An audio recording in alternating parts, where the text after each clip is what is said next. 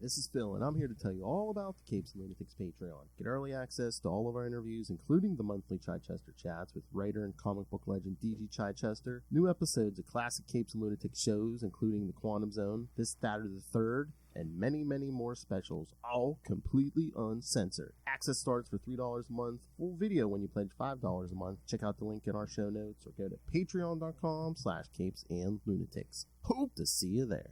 Hello, this is Russell from and you're listening to Side Podcast. Batman, my favorite character. Thank you, Australia's #1 Batman fan, Ray, for that intro. That's right, kids. It's the end of the month. You know what that means. It's time for another episode of We Are the Night, the Asriel podcast.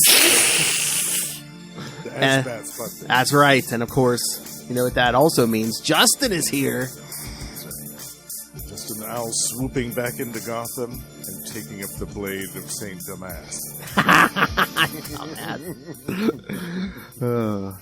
feel a lot of people take up the blade of Saint Damas these days. Anyway. That's right. As we told you last month, this time we're doing Batman 501 and 502. More Knightquest to Crusade. Codename Mekros. Yes. When you start to see start to get glimmers of what's coming. Yes. It was just nonsense actually. It was just nonsense at this point. It was like, last time it was Tallyman, then it's Mekros. It's just complete and utter chaos. All right. Let's quite a roller coaster. Yes, let's jump into these because yes, this is going to be quite fun. All right. So yes, two-parter, kids. This time we're starting with Batman 501 from November 1993. Yes, codename Mekros. Writer Doug Mensch. Are you paying attention, Ray? Penciler and inker Mike Manley. Colorist Adrian Roy. Letterer Ken Brzezinek. And editors Dennis O'Neil and Jordan B. Gorfinkel. Gorfinkel.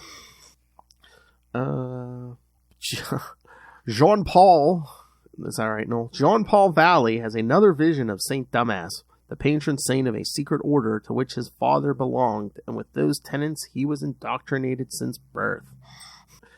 Is it just a coincidence, or did they know what they were doing when they're like, oh yeah, he's, he follows the order of Saint Damas? I don't know. It still makes me giggle though after all these years. Just the blonde, the blonde himbo, just like, hey, follow Saint Damas. And then the Asriel series, when you actually discover the order, like when they go there, it's like, oh yeah, I can totally see why these guys have this name. Oh, we're gonna get there eventually. I think Russell wants to join us for the yes. ongoing. Oh my god! And me and Will were recording Green Lantern the other night, and Russell popped on for 2 seconds, and nice. We started talking about we're not there yet, but we were talking about Red Lanterns. He's like, oh, when you get to that point, I want to talk some Red Lanterns, Yeah, Russell loves the Red Lanterns. Yeah, Green Lantern. We go in order right now. We're only at what are we at? Like 2002, 2003. So. Yeah, we're a ways to go. Yeah. The apparition commands Jean-Paul to cast aside his training as an assassin and take up a more noble directive to become a protector and defender of life and do justice to the name of Batman. This is to be his crusade. Knightquest, the Crusade. So it's like one of those unsolved mysteries. Little did he know they would go horribly wrong. In a world where a programmed assassin attempts to be a hero. Something goes horribly wrong. Nicolas Cage is as bad. It was like, oh my god, it was 93. Who would have played Jean-Paul Valley? Oh man. Oh my god, this wouldn't have been in like a Jean-Claude Van Damme thing, would it? Oh, actually, now that you mention it, yes, it would have been. Dyed totally blonde hair. Oh, the Belgian biscuit. Oh, nice. Or we could have gone completely off the wagon and been like, it is 1993. Tom Cruise is. Oh. I don't think he's tall enough. They'll put him on an Apple box. I'll see who's the action stars. I don't think. Oh my god! We couldn't have done Arnold, could we? Oh no! They were saving him for Mr. Freeze. They already had him bookmarked for that. I will be the hero Gotham needs. Why Mr. Freeze? Wouldn't Schwarzenegger have made a better Bane? Yeah, at that point in '97, yeah. Instead of that joke Bane that they had in that film with the fluorescent green goop. And again, it was still the '90s. If they had done proper like Nightfall Bane, I mean, yeah, that would have been excellent. Because he had an accent anyway. I mean, it wasn't Arnold's accent, but he had an accent anyway. Yeah. Yeah, missed opportunity, along with many others in that movie. Oh yeah, I mean, Uma Thurman as Poison Ivy should have been fantastic. That should have been legendary, right? No, but again, 1997, not a good year for superhero movies. Almost killed the genre. I mean, you had Batman and Robin, you had Spawn, Steel. Yeah. Oh man, it was bad. Shaquille Those O'Neal. were dark days. Dark days. Yeah, when Spawn was like the best superhero movie that year, you know you did have a good year. In the year 1997. Because really, I mean, we didn't get. I don't think we got anything in '90. Oh wait, no. I mean, technically, Blade. When was Blade out? Oh, was that? I thought that was '99. It was either 98 or 99, I think. I was going to say we didn't get anything until 2000, but no, Blade. Blade. Then the X-Men were 2000. That kind of saved it for a while, Blade. I don't think a lot of people even knew that was like a superhero movie. You know, it wasn't like a Marvel movie. They didn't know it was a comic book character. Yeah, they're just like, oh, it's a horror action movie. That's an original Wesley Snipes creation. He made that role. Until it came time to pay them taxes. No, that ain't my character.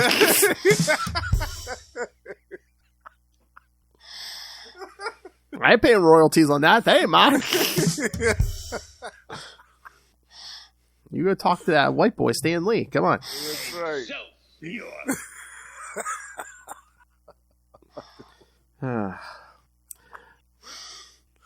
All right, we're already off the rails. All right, speaking of Bane, with Bane defeated, the organized crime leaders of Gotham City are vying for power. It must be a Wednesday. Business as usual. Exactly.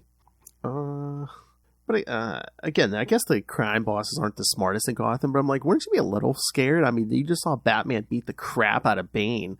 Yeah. With these gloves that, just like knifed claws on. Yeah, because everybody saw that. That was televised. Oh, it was in the middle of the town square. I know. Yeah. But even if they hadn't have been there, they would have seen it on television. Oh, yeah. So they would have known that. Yeah, and they would have heard too. Oh, the word was out. Context. Like I said, he's pretty much beating him in Times Square. Yeah. Did you hear about Bane? He just got his ass kicked. Yeah, so you would have thought they would have been a little bit more intimidated. Mm-hmm. Don Mercanti meets with his men in a restaurant after hours, not expecting his rival, Santos Verona, to make a move yet. However, Verona has hired thugs to kill Mercanti, and the Batman watches as they break into the restaurant and immediately open fire on Mercanti's men. He throws a smoke grenade into the restaurant and ruthlessly beats Verona's thugs before they can kill Mercanti. Batman threatens Mercanti, hoping to use him as an insider to get information about organized crime in Gotham. Oh yeah, he didn't save him out of the kindness of his heart, kids. In the Batcave, Jean-Paul is startled by the appearance of Robin, who has picked the locks in Wayne Manor in order to bypass the wall that Jean-Paul erected in the passage connecting the cave to Drake Manor. Tim warns that despite the fact that he has accepted Jean-Paul as Batman, he still has problems with who and what Jean-Paul thinks the Batman is. This whole thing. Yeah. I didn't agree to have no partner. Well, at least he didn't try to kill him when he saw him. That's true. And again, I mean, Sean Paul's a messed up individual because it's like he spends all his time in the cave. It's basically like, oh hey, there's a mansion above you that you could like go up and probably sleep in it in like 8 different beds if you wanted. Yeah. There's like a California king in every single room, and there's like a different bed for every night of the week if you wanted it. And Bruce Wayne's going to be fine with it. Just don't touch that painting of his parents. He's fine. He's going to be fine with eating all his food and stuff. Yeah. And don't go looking at his files about Catwoman, whatever you do. Oh, we're going to get to that. I mean, I think that's what drives him insane most of all, is those files of the Catwoman. The Virgin going up against Catwoman in her 90s costume. Bad combination. Drawn by Jim Balance. Those boobs scare me. Those boobs scare me. Booty looks good all the time. That's why I need more Knoll drops. Yes. It's not just for boys. We'll have them on Marble Tales, too. Yes. My fetish is to get touched by a white man with cornrows. The Osborne syndrome. It's a thing. Sean Paul is more concerned that his security has been breached, and he warns Robin not to get in his way before driving off to meet Commissioner Gordon atop Gotham City Police Headquarters. Gordon is concerned that Batman allowed Verona's thugs to kill Mercanti's men at all, and furthermore that he had savagely beaten them, cutting them with the razor-sharp claws on his batsuit. When Gordon tries to indicate that he senses that Batman is acting differently from the man he had come to trust, Jean Paul simply leaves. It jumps off the roof. As you do when you're in Gotham and you're Batman. Exactly. Mercanti chooses to double-cross Batman and meets with his fellow crime lords. He suggests that their unified goal should first be to kill the Batman. When the others doubt him, he reveals that he has already hired a super soldier who was formerly sponsored by the government and uses a method of self-hypnosis to kill like a machine. Mekros!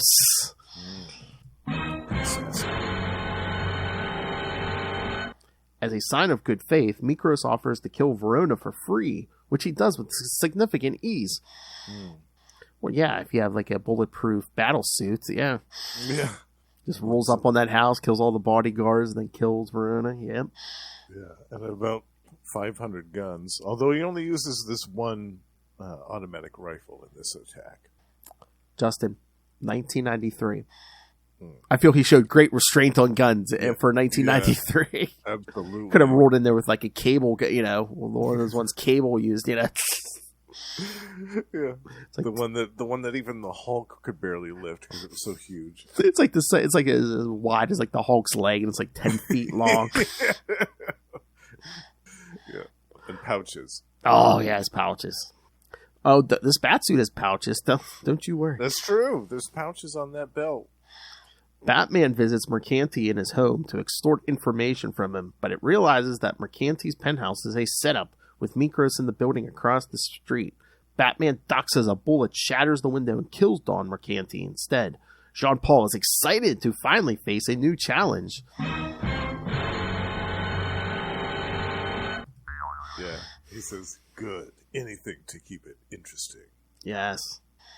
He's bored. I think he even kind of says that in this issue. Like, well, since Bane's been gone, it's been nothing. Yeah, I mean, even in the issues we read, what was it, the Trigger Twins and the Tallyman? Trigger Twins were no threat at all to him. The Tallyman, I mean, he did get shot up a little bit by the Tallyman during that story, but I mean, he didn't really have that tough of a time against that foe. And I think that's why we started with like these new guys, because they wanted to ramp up. Makes sense, yeah. But yeah, he's probably the mob guys in the beginning of this issue. He probably could have fought his way through them in his sleep. Oh yeah, yeah. Oh yes, this was the first issue of Mike Manley's run as penciler and inker on Batman. Right. Yeah, because he did half of the previous issue. Yeah. Jim Epiro did the first half and then did the second. I love Mike Manley stuff so much. he was the penciler on Darkhawk for the first couple of years. Yeah. Over at Marvel, which I love so much. And so when I saw that he was doing Batman, when he went over to Batman, I was really excited. And to be honest with you, Phil, I think out of all of the Knightquest, all of the As-Bat stuff, I think I like his rendition the most. Yeah, he does do some good stuff. I mean, what was it? Graham Nolan does some good stuff, but yeah. I mean, it's a nice dark tone. Yeah, I like it a lot. I think, and when he inks his own pencils, it looks really good too. It's funny too because on some of his panels, when he's inking his own work, like for example, the part where Batman's fighting the mob goons in the restaurant. There are these panels where it just looks like Mike Maley took a bottle of ink and just kind of dumped some of it out on the panel. Like, oh, yeah, here's some empty space. Yeah, splash ink. Just all over the place. Yeah, I was trying to look. I love it. Fits really well for this sort of comic book. That art style works really well for this, I think. Yeah, I was looking because I think, he did do some work. I know he did. I don't know. I don't have it listed. I swear he did some work on Quasar back in the day. Oh, yeah, he did. Yeah. Yeah. In the first, maybe it was the first year or two of that. Yeah, because we talked about it on the Quantum Zone. Like, we really liked his stuff. And then, because I was scrolling through the list. They don't have it here, but yeah, they're good. Like, it's so funny. We were just talking about this, but it said he worked on a bunch of Marvel titles, including Transformers. Oh, he did Transformers too? Yeah. Okay. Conan and Spider-Man, so. Wow. So yeah, and then DC really did some Batman, Superman, Shazam. Mike Maley's great. I think he was on Ghost Rider for a little while too. Oh wait, where? Oh, is he? It's I don't know when this was written, but it says he's currently enrolled in the MFA program at the Pennsylvania Academy of Fine Arts. So, does he live around here? Does he live around here? Huh? Ooh, you get an interview, Phil. Oh, maybe. Hey, buddy, from Pennsylvania, so am I. Hell no! I mean, just for Batman and Quasar, I would be like, "Hey, let's do an interview." But I mean, it looks like he's done a ton of stuff. Yeah, which I knew he did because I think it said it's like Marvel, DC, Dark Horse. It's yeah, that's true. Yeah, he's done a lot of Dark Horse too, right? Yeah, so I mean, he's gotten around, which you gotta have skill for your. Absolutely. All right. All right. So we get. Yeah, let's move on to 502. We left on a giant cliffhanger. I must know what happens. No, like I've read these many, many times. All right. You read these? Did you read these when these were new? Oh yeah, yeah. I loved them so much. Yeah, good Doug Mensch script always gets me. And I thought, he was doing some really great stuff at this time period. Oh yeah, and just playing with all that mind control, MK Ultra and that's what I miss. Like guys like mention stuff would do their homework and reference stuff, like real world stuff. Yeah, it's important. Yeah, I like that. Because he Mensch would do that all through like his Batman run, his Moon Knight run. Yeah. I said his Moon Knight run. Sounds like a plan, Jan. And somewhere the High Priest of Khonshu's ears start to tingle. They're talking about it. He just loves attention. Nailed it. Whoa, that's pretty damn big. And he's quite the Tricky Dicky. We love you, Ray. We do. Sucking the life force. Soon we'll be getting him to talk about Batman in the yes. I mean, I'm trying to pin him down for a date and stuff, but yeah, we want to do that Batman Predator crossover. Yeah, it's gonna happen. Got 3 volumes we can do. That's right. All right.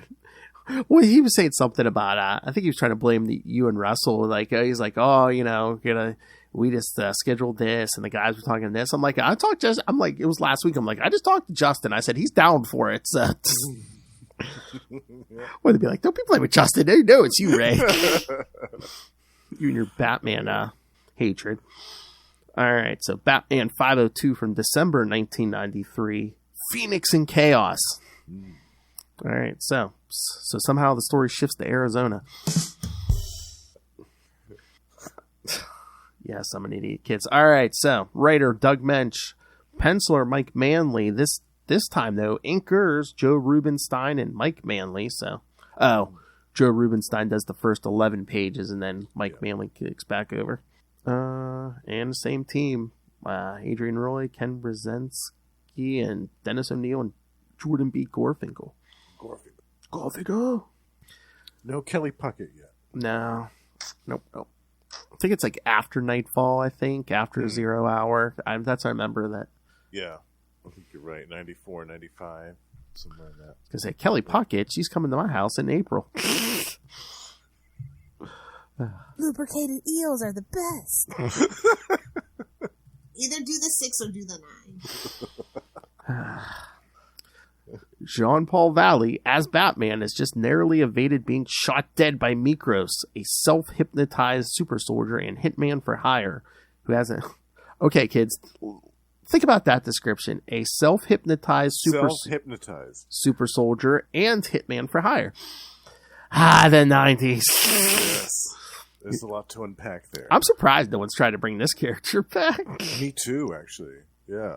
Who has instead shot his employer, Don Mercanti. Jean-Paul uses the light built into his batsuit to project the bat symbol onto the wall, tricking Mekros into thinking they have shot down Batman. Jean-Paul uses the opportunity to sneak onto the roof that Mekros is hiding on. They battle, and Batman is knocked off the roof, allowing Mekros to escape, but not before Batman is able to sow seeds of doubt in his mind that the men who hired him aren't planning to pay. So... Always the flaw with those, hitmen for hire. We need the money. Gimme. That's right. Money's their weakness. I'm not doing this for free. Yes. In Gotham, anyway. No, I know.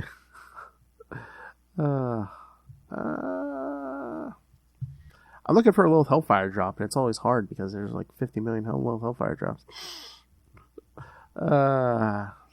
Screw it. He's not gonna hear this. It wasn't what I was looking for, but probably true. That one fits, though. That fits. Elsewhere, 2 FBI are horrified to realize that Mekros has resurfaced in Gotham City. Worrying that their dealings with Gotham organized crime will come to the surface if Mekros is caught, they send their own man, Skylar, to take out Mekros.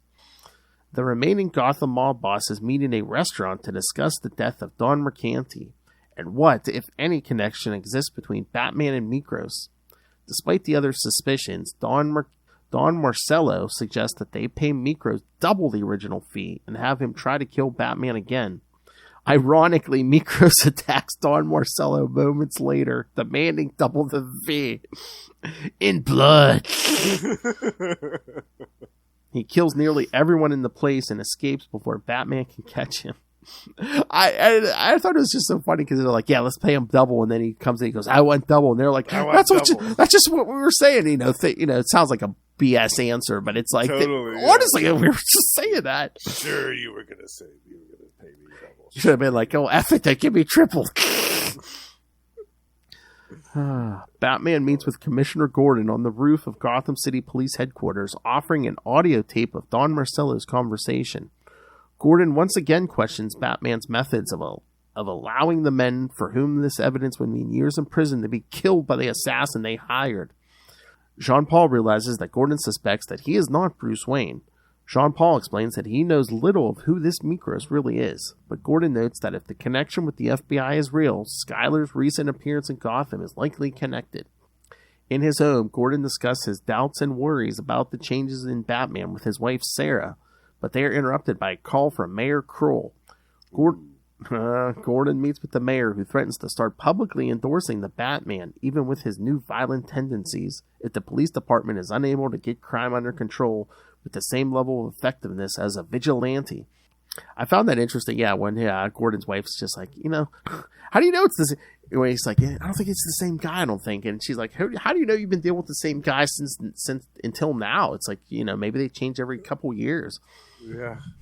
Could be a different guy rotating under that hood for a while. How can one man be Bat God for that many years? Yeah. And keep using that same raspy voice for 50 years in a row. Exactly. Exactly. Into the Dark Knight, all to do with Batman. I always thought it'd be interesting in the comics if like they treated it like James Bond, just like have them age in like real time. I guess you couldn't do that with the rest of the DC universe, but have them age in real time, and then when one gets killed or dies off, throw someone else in that suit. Yeah. It would make sense, but they kind of missed the boat on that. Again, it's a big proper. It's basically what's keeping DC afloat these days. So it's like, yeah, that and Superman. Yeah. Skylar confronts Mekros in a hotel room where they are interrupted by Batman. In the ensuing chaos, Mekros kills Skylar, and Batman chases Mekros out a window and into a convenience store. Mekros leaves a trail of carnage to a cold storage room, where Batman defeats him and hangs his body from a meat hook. Man, that was cold. Cold cuts! Cold-hearted. Clean up in aisle 5. Looks like meat's back on the menu, boys. Whoa! Alright, so what did you think, Justin? I love this. My only complaint was that the fight at the end of the issue between Mekros and Asbats was a little short. Well, yeah, because basically, I mean, they come to a stalemate because Jean-Paul's in the street and Mekros is up on a roof, and even Jean-Paul says, he's like, he can't hit me from here, but I can't get to him because I'm pinned down, so. Right. But like the part where Mekros has the grenade and Jean-Paul snares his hand with his line so that he drops the grenade, and yeah, I don't know. Just something about that end fight. I thought, it could have been done a little bit differently, I thought, but that was my only complaint. I loved the issue besides that. And it was cool, too, to see the different, in the art, the different inking styles. Like you had the first half of the issue was Joe Rubinstein doing inks, and then Mike Manley doing his inks on the second half. And if you look, you can really see the difference between their art styles. There's one panel that I really love in the beginning of the issue where Jean-Paul and Mekros are in the fight in that apartment, and this is that one panel where he tells the light to go off, and it's just, you can see kind of the silhouette of his cloak and then his eyes, and there's a lot of inking in that panel going on, but it's really cool the way that the image is put together. I love that. Oh, yeah. Again, yeah, two different inkers, but I mean, I enjoyed them both, but yeah, you can kind of tell the difference. Yeah, it's cool. And Mekros as a character, I thought was great. What a great idea for a character. Kind of this Manchurian candidate, but he did it to himself kind of thing. And again, I'm surprised they didn't bring him back, if not here in the Azrael book, because he is kind of like John Paul's like the dark reflection, because he's also been programmed. I mean, he programmed himself, but he's also like a programmed assassin. Right. Same type of techniques, really, just used in a different way. Yeah, he just did it himself, and he did it for money. Yeah. And it was cool. He had that cool battle suit. He had all the guns, and he even had there's one scene where he's rolling around on those little roller skates under his boots. He's got some little roller skates that come out so he can zip around and shoot people faster. A programmed assassin with roller skates. Well, I mean, I guess if it works. Yeah. I like that panel when, like, Jean Paul's getting shot off the roof, and you see the bullets. Falling, he's like, I made the cape bulletproof, but it had to be flexible. So it's like, there's no penetration, but plenty of impact to kick him off the roof. So good, yeah. The artwork in this issue was great. I don't have any faults with that. I thought that the little subplot with Mayor Kroll, I had kind of forgotten about that, where he was like, you, Jim Gordon, you and your police department need to do better, or I'm going to start endorsing the Batman. I forgot about that. Mayor Kroll was kind of a bit of a scumbag in some ways. Oh yeah, it's an issue with Detective. It's like right before Bane breaks Bruce Wayne's back. It's he saves Kroll from like the Joker and Scarecrow. Because they were torturing him. Yes, with the tear gas. And then the tunnel starts flooding. I mean, some of those pages are like stuck in my head to this day, or it's just like, because he's telling Kroll, hang on, stay here, and he dives under the water, and he's like, no, Kroll's not a weak man. It's just again, this dialogue just stays in my head. It's like, Kroll's not a weak man. It's just like, he's a normal man. He knows his limits. He's like, I just ignore my limit, right as he's right before that fall, man, he's just like, man, I just ignore my limits. And yeah, I love that issue. I think that was one of my favorite issues of that whole Nightfall, was when he rescued Krull. And yeah, it was an excellent issue. He takes down Bane's henchman. And he's basically like, I don't even remember like driving home. It's just like, yeah. Then he was so exhausted. Yeah. Then he gets home and there's Bane. Yeah. Ugh. But no, I think like with this Batman suit, out of all the artists, and again, like I like the Graham Nolan on Detective, but I think Mike Manley's like might be my favorite rendition of this suit. Mm-hmm. I think he's mine too. In this issue, the scene where he's talking with Jim Gordon on the roof, like there's some really great panels. Oh hell yeah! When he's in shadow and all you can see is the silhouette and those red eyes. The red eyes. Yeah, so cool. That's even like more menacing than those white eyes. Just the red eyes. Really? Yeah. Yeah, this is before, like, obviously we'll see later on in Knightquest, he starts modifying the costume and adding more stuff to it.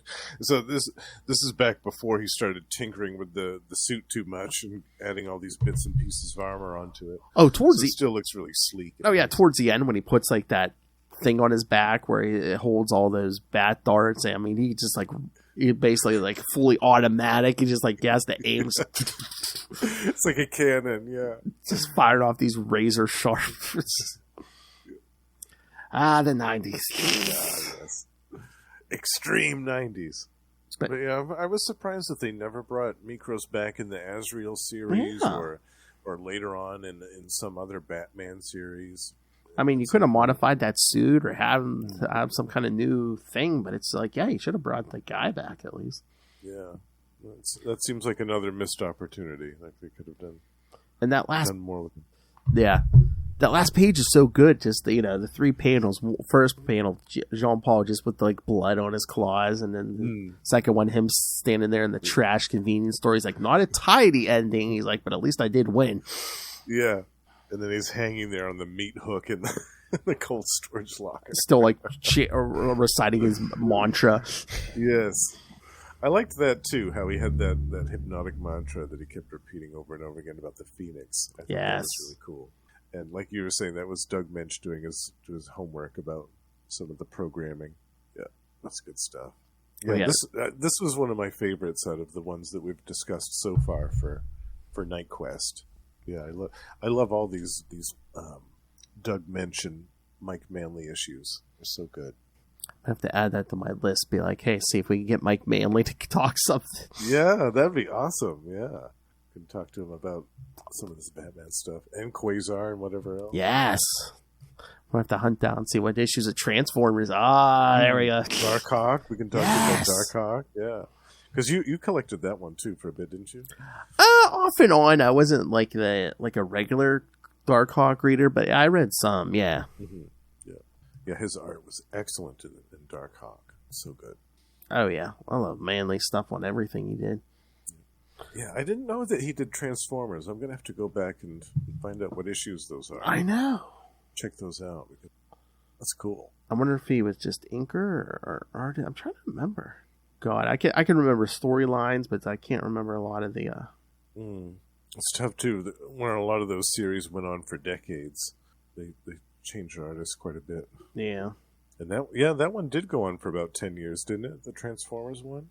It was 80 issues, the Marvel one. So, I mean, he got a few years out of that. Yeah, they got some good mileage out of that one. And the G.I. Joe one as well. That one went for quite a way. I was trying to pin down an issue here, but let's see. Come on. Penciling duties on Transformers, specifically Disintegrated Circuits. Issue 9 was his first work with Marvel Comics at the age of 23. Oh, wow. Yeah. That's cool. That's really cool. Issue 9, was that the one with Circuit Breaker? Yes, it was her and Starscream on the cover. Oh, wow. Yeah. I think I have that one. Wow. So it looks like that might have been his first work. That's so cool. At least at Marvel. Wow, and he started out young, 23. Yeah. I mean, you don't get much younger unless you're like Jerry Conway. True, that is true. But yeah. So by the time this Batman issue came out, he might have been in the business like 10 years already. So I'm trying to remember when that Transformers night. That was like probably mid mid 80s. Yeah. Yeah, maybe not 10. 85. Yeah, I was gonna say maybe not 10 years, but Yeah. His number 9 was 85, and he also did some Alpha Flight too. And now that I'm remembering, I remember that it was like the 70s through the 90s. Yeah, that's gonna that run of issues. All right. Yeah, that's going on the to-do list. Yeah, contact Mike Manley. Yeah, it says Quasar number 7 through 17. Yes. So he did 10 issues of that. Ghost Rider, he did a couple. Oh, that's right. That means yes. He did that 4 issues of Quasar on the Stranger's Planet. Yes. Yeah. Journey in the Mystery. Yes. Yeah. He did the whole 4 part of that. Oh yeah. You're gonna definitely have to talk to this man. Yeah, that'd be great. Oh, I know if I mention that, Will's gonna want in just for, if nothing else, just the Quasar stuff. Oh, for sure. Yeah. Looks like he did some Deathlock as well. Oh. The second series of Deathlock, which I actually didn't read that one. That was one I missed. Yeah, that's another one I haven't read a ton of, but oh man, this is going to be another Wondercast all over again. You know, Ray's going to want in on this. Yeah, I love it. Looking at the notes here.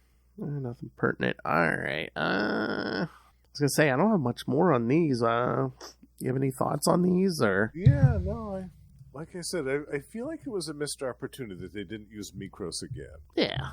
I don't know why they didn't bring him back. I mean, that's one of the things. I think another like failing of for the Azrael series is they really didn't build up that Rogues Gallery. I mean, they depended on the Order of Saint Dumbass for the first 25 issues.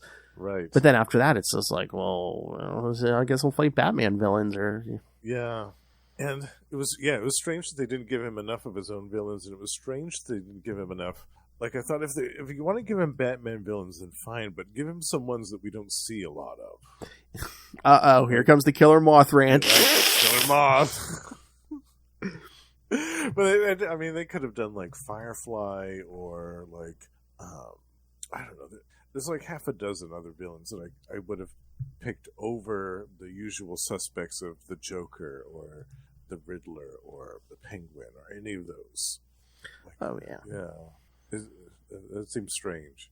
And yeah, for this clandestine order that had been around for all of these centuries, the Order of Saint Dumbass didn't really have very many of their own adversaries. Mm-hmm. I thought, unless I'm forgetting some things about that series, but I always thought that was strange too. Yeah, again, I don't think they fleshed that out. I mean, some of the current stuff they've tried to do more with Saint Dumbass, but yeah, I still have to read that new series. I heard that's really good. Yeah, it was a mini series. It was pretty good because they got into some supernatural stuff, and yeah, I thought Lil said it was leading to like an ongoing, but I haven't heard anything yet. I don't think. Did she like it? Did she like? Yeah, she liked it because usually Azrael was in her cup of tea, and yeah, she liked the new stuff. So yeah, they did something right. I did like the version of Azrael from I think it was Rebirth. Oh, okay, yeah. Was it Rebirth? The one where they had the team with Clayface and and Batwing and it was the Tim Drake Robin again. The Detective Comics stuff, yeah. I liked that. I thought Azrael was well done in that. Yeah, because around like 2009, 2010, they tried to like make like a new Azrael, like a whole different character. It was like a whole different guy, and I was like, I don't know. I like the origin that they had for Azrael to begin with. Yeah, it was a good concept. I love when that sort of Azrael miniseries came out. They're just like, oh, you don't want to miss this miniseries. This is going to be an important character. We can't tell you why, but it's going to be an important character. Trust us. You're going to want to buy this now. It's going to be big things in the Batman books. We can't tell you why. Did you get that miniseries when it came out?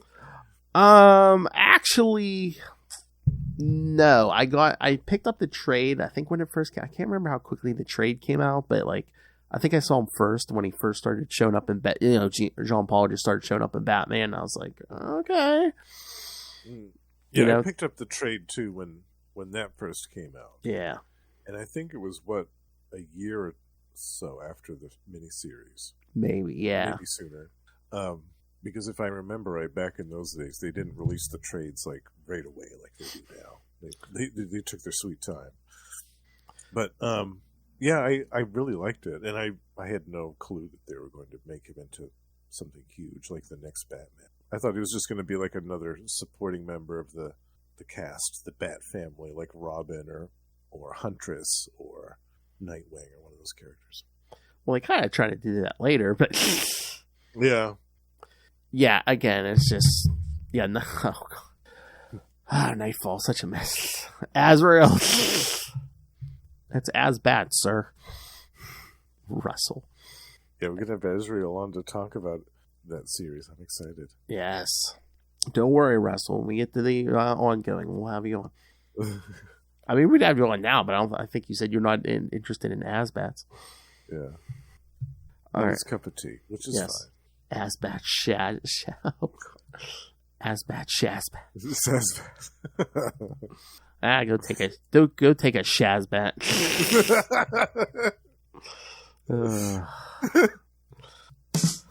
All right. But next month we're going to be taking a break from the Asbats because we're going to be doing Batman Shadow of the Bat 21 through 23. What's Bruce Wayne been up to since Justice League Task Force?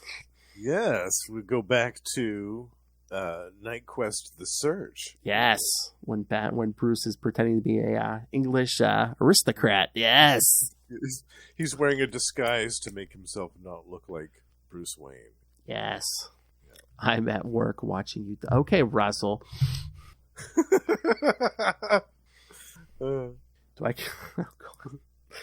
Do I come down to where you work and tell you how to walk through the green door? I don't think so.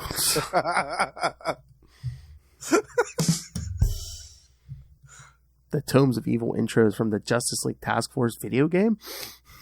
That's true. Yes. Oh.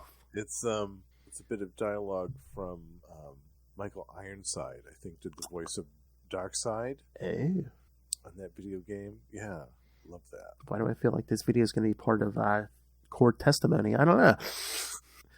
He admitted it. I'd like to introduce Michael Ironside. I'd like to introduce We Are the Night, episode 117. Where the defendant admit it? Oh, we said it is Darkseid, but not Ironside, unfortunately. Oh, I thought it was okay. He's not enough of a biscuit to be on Justin's radar, okay? Oh, God. Or should I say, Darkseid is? Darkseid is. Oh, God. Anti-life equation. And I've said it before, but if you haven't read Tom King's Mr. Miracle series, you should read it. It actually made me give a crap about the New Gods, which I usually don't. Oh, really? Yes. Yeah. No, I am interested in that, yeah. Yeah, I like all of Tom King's stuff. Yeah, it is pretty good. It's a good Mr. Miracle, and I can say it kept me entertained with the New Gods, which usually I'm not. So I will check that out. Who did the art for that one? I forget. It was good art. I swear it's on the tip of my tongue. Who was that? Hold on. And his current he's doing the Human Target right now. Tom King. It's pretty good too. There we go. Oh yeah, is it Mitch Gerard or whatever? I'm familiar with his stuff. Yeah, but no, it is good art. So nice. I'll check that one out. Yeah, because I was trying to search it and Amazon came up, so I'm assuming you can get the collection on Amazon. Nice. Just like everything else on Earth. I was laughing at the floppies of these too because on the back you've got the ads. Yes. The original Mortal Kombat. Awesome fighting action. Yes. Mortal Kombat. Earmarked to whip Street Fighter 2 into the pit where has-beens fester. Game over. Finish him. Yeah, I have the floppies. I didn't pull. I was too lazy to pull them out. I was reading this on the app. But oh yeah, I love looking at those floppies. Look at all the ads they have in those books. The ads are great. It's like a little time capsule. It's so funny. Again, 90s, like half the ads are video games and yeah, video games, definitely. A lot of those. Super Nintendo and Sega Genesis yes. were the two consoles then. Yep. Yeah, in this issue, there's a RoboCop versus the Terminator video game ad, Clay Fighter video game ad, a Skid Row, an advertisement for a collection of Skid Row videos. Skid Row. Oh yeah, some great ads in here. If you get the floppies, folks, you'll be highly entertained by the ads in here. All right, but like I said, next month, we'll be doing Batman Shadow of the Bat 21 through 23. But also in March, Lilith and I are going to be doing a bunch of Huntress episodes. Ooh, very nice. Yes. Where did I leave off? Okay, yeah, because we're going to be doing... We'll start off with Huntress Year 1 from 2008. Then we'll do Detective Comics 652 and 653. And then Huntress 1 through 4 from 1994. Ooh, nice. Yeah, the miniseries. Yeah, that was a good one. When are you doing Batman Shadow? Never. No, I mean, I don't have it on the schedule yet. I'll make you a deal, Russell. When Ray does our crossover with Batman Predator, we can do Batman Shadow. I love that. Yeah. Apply more pressure to Ray. One of the sub-series that Russell and I will be doing on the Lost Library of Legends, coming soon, is The Weeds of Crime, the Shadow in comics. Ooh, nice. Which we started actually last year. We banked 3 episodes of that, and we're starting from the original DC run that Denny O'Neil and Michael Kaluta did in the 70s. Okay. We're going to go all the way up to the most recent stuff that Dynamite did. But yeah, they did a couple of Batman Shadow crossovers. Which because there was an issue. Was it an issue of Batman from the 70s? Yeah, like the shadows and that. Yes. Yep. That was Russell. Lost Library of Legends. What's that? I know. I've been talking about it for over a year now. You got to rub that one in. That wasn't last year, Justin. He says that was 2021. 2 years now. Yeah. So what he's saying is it was over a year ago, you dick. Exactly. Leave this man alone. Wild like an animal. Where's the Joker nugget? Oh yeah, this is the show for it. Where's the Joker nugget? I just spit out my drink. Oh, come on. Missed a spit take. Oh, no, Russell. Damn. Well, comes out one way or the other, Russell. Teach me how to urinate. I did that to him the other night, too. We were recording an episode of Tomes of Evil, and I kind of spit his drink out. I can't remember what I said. Oh, my God. I have so many times I've come close to getting Lil to do a spit take, and I'm just like, damn it, I wanted to do a video with that. One of these days, I know Will. Oh, he's getting personal now. I have to give him a hard time because Namor wounds. Oh! Oh! Damn. Only in my dreams. Only in my dreams. Damn.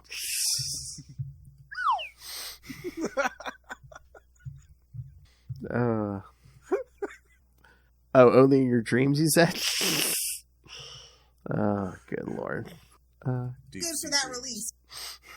I wonder if my wrist is ready for that. Oh, no, I was going to say those Namor dreams. Good and wet. I wonder if my wrist is ready for that. I don't know whether to be excited or horny or both. Oh, watch out for a tumor. It's not a tumor. It's not a tumor. Oh.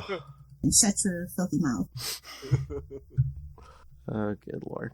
I still have to do that. They call him Big Blue. Whoa! I still have to do the challenge, try to do a full episode without Lilith and just the drops.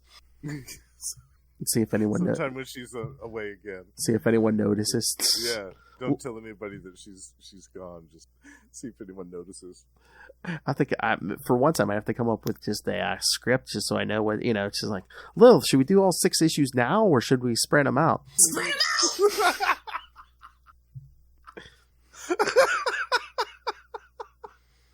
Lilith, did you say Lilith, what did you do? You said you did some shady things back in the day for some of these comics. What did you do? Oh, you don't want to know the things I've done. And what is going on in Gotham City in this issue? It's all rape and murder, I'll tell you that. See, I can do it. I think I can do a whole episode. I just have to plan it out a little better. There's so many drops, you absolutely. I should be like, this year I'll do it, kids. You're just got to figure out if you can tell when. Yes. Somebody was trying to sneak it in. Hey. All right, let's get out of here before I bring her wrath down upon me. Somebody's muffin's getting buttered. That ain't my business. All right, kids. So, yeah, send us your thoughts on all the upcoming Bat stuff.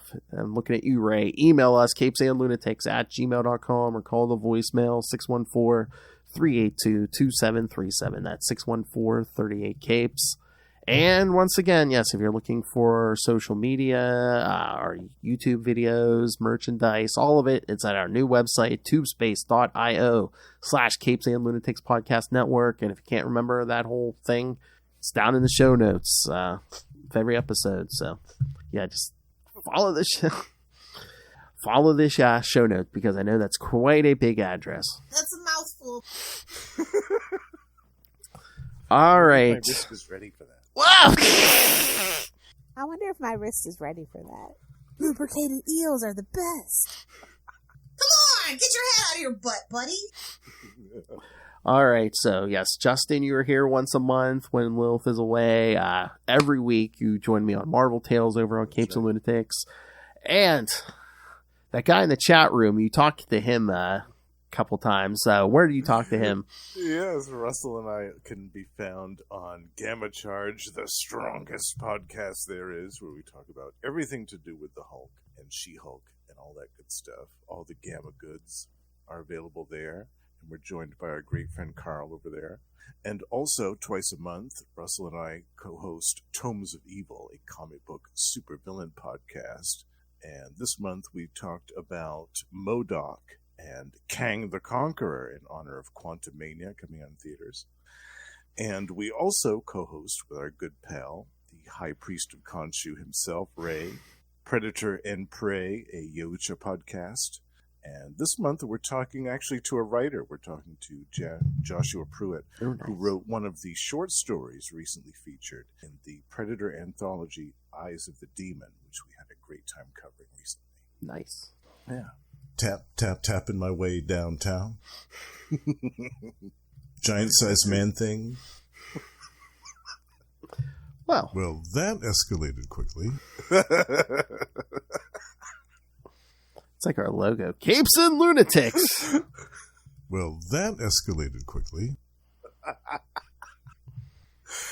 Proud members of the collective. And Justin appreciated all the guns and hardware in this in these issues. Absolutely. I'm a sucker for a guy with a powerful rod. And roller skates. Nothing like a biscuit and booty shorts and roller skates, huh? That's right. Scream it! Yeah, I bet underneath that armor, that Mekros had a nice booty. Oh my. Booty looks good all the time. It's not just for boys. I need more drops. All right, kids. Thank you for joining us. I love Batman. Thank you, Ray. Favorite character. My favorite character. Oh my god, that drop is the funniest too, because it wasn't even on any of my shows. I think. I think he said feedback. I think. Yes.